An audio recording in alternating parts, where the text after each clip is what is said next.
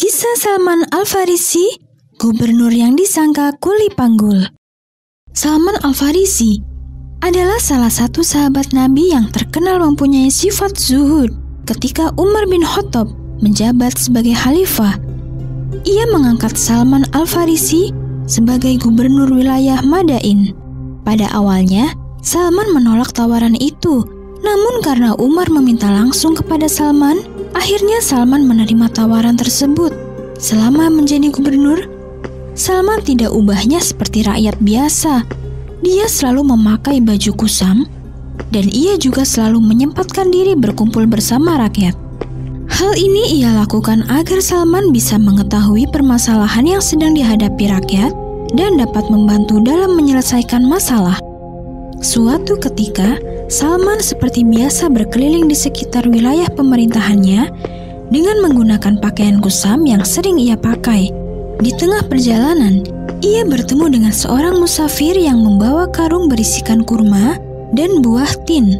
Tanpa mengetahui orang yang ia jumpai, si laki-laki musafir kemudian memanggil Salman dan meminta bantuan kepadanya. Si musafir mengira laki-laki berpakaian lusuh di hadapannya adalah orang miskin yang berprofesi sebagai kuli panggul. Si musafir itu kemudian berkata, "Wahai Fulan, tolong kemarilah, bantulah aku membawakan karung-karung ini sampai ke rumah saudaraku." Mendengar ada orang yang membutuhkan bantuannya, Salman pun dengan sukarela membantu musafir itu dengan tidak segan.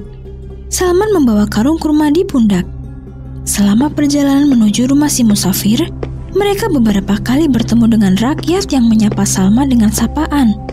"Semoga keselamatan tercurah untukmu, wahai gubernur." Salman membalas sapaan orang-orang itu dengan senyuman. Sedangkan si musafir bingung sendiri dengan orang-orang yang dia temui. Siapa gubernur yang mereka maksud? Si musafir baru tahu Salman adalah gubernur di wilayah tersebut. Ketika ada beberapa rakyat yang menghampiri dan berniat membantu Salman membawakan karung-karung di pundaknya. Salah satu rakyat berkata, "Biar saya saja yang membawanya, gubernur."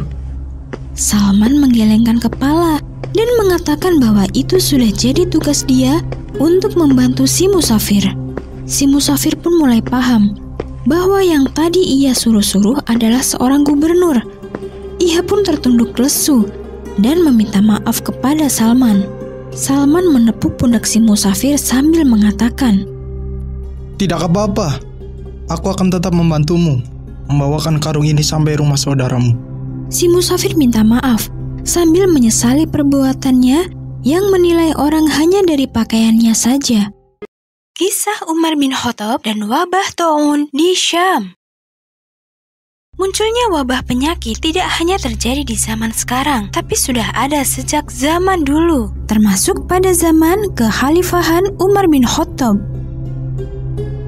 Pada masa itu, tersebar kabar bahwa di negeri Syam sedang ada wabah penyakit yang bernama ta'un atau sejenis kolera. Tidak kurang dari 20.000 orang meninggal akibat penyakit tersebut. Suatu hari, Umar bin Khattab bersama para sahabat sedang melakukan perjalanan menuju Syam. Di tengah perjalanan, ketika Umar sampai di kota Sarak, rombongannya disambut oleh Abu Ubaidah bin Jarrah.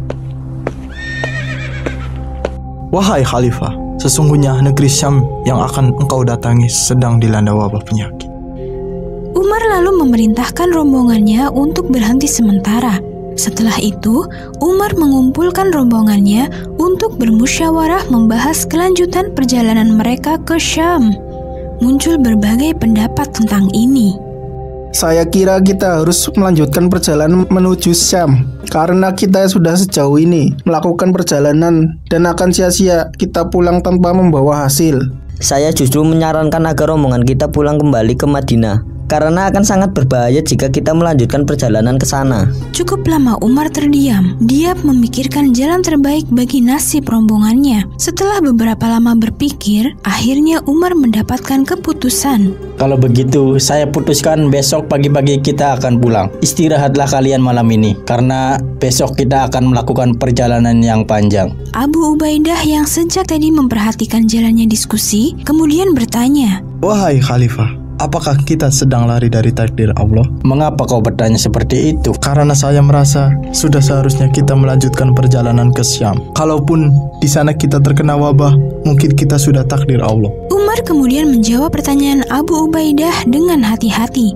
Memang kita sedang menghindari takdir Allah, tapi sesungguhnya kita sedang berjalan ke takdir Allah yang lain. Coba aku tanyakan pendapatmu. Ketika engkau menggembala seekor domba, engkau dihadapkan pada dua jalan. Satu jalan tandus, sedangkan satu jalan yang lain subur. Jika kau dihadapkan pada keadaan tersebut, mana jalan yang engkau pilih? Maka sesungguhnya jalan manapun yang engkau pilih, dua-duanya merupakan takdir Allah. Wahai Abu Ubaidah. Abu Ubaidah memikirkan perkataan sang khalifah. Ia masih belum sepenuhnya yakin dengan ucapan Umar. Sampai akhirnya datanglah Abdurrahman bin Auf. Wahai Khalifah, bolehkah saya berpendapat? Sesungguhnya Rasulullah pernah bersabda kepadaku, apabila kamu mendengar sebuah negeri tengah terjangkit wabah, maka janganlah kamu masuk ke dalamnya.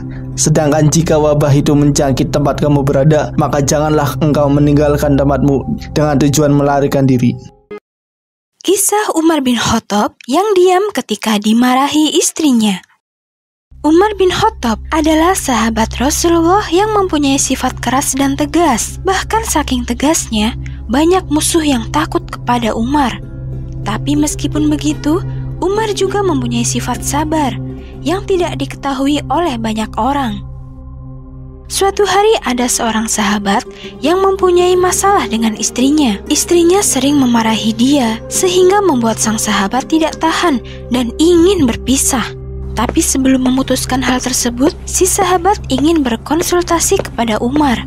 Sesampainya di rumah pintu Umar, si sahabat mendengar Umar tengah dimarahi istrinya. Si sahabat pun mengurungkan niatnya untuk mengetuk pintu dan berencana kembali keesokan hari.